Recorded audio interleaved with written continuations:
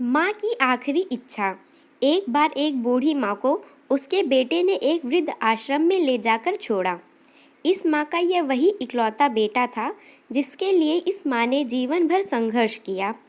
इस बेटे के लिए वो सब कुछ किया जो एक माँ को करना चाहिए या माँ कर सकती है, और आज भी अपने बेटे को किसी भी तरह की परेशानी ना हो इसलिए आश्रम में भी रहने के लिए तैयार हो गई। वृद्ध आश्रम में रह रही माँ हमेशा अपने बेटे को याद करती, मगर बेटा केवल साल में एक बार उससे मिलने आता या फिर फ़ोन पर ही बात कर लेता। कई साल बीत गए। वृद्ध आश्रम से बेटे को एक दिन फ़ोन आया।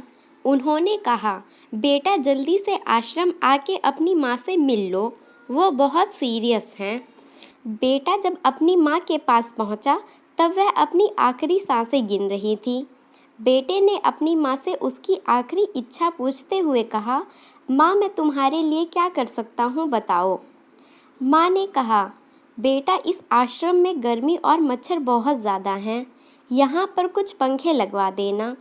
फ्रिज ना होने की वजह से यहाँ पर हम बूढ़ों को कई बार भूखे पेट ही सोना पड़ता है, क्योंकि किसी का दिया हुआ खाना खराब होने से नहीं बचा पाते, तो इस आश्रम के लिए एक दो फ्रिज भी खरीद कर दे देना।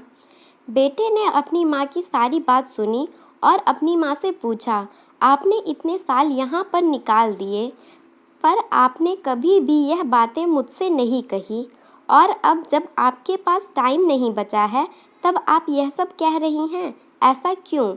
माँ ने बेटे को जवाब देते हुए कहा, बेटा मैंने गर्मी, भूख और पीड़ा सहन कर ली, लेकिन मुझे पता है जब तेरे बच्चे तुझे यहाँ पर छोड़कर जाएंगे तब तू यह सब सहन नहीं कर पाएगा।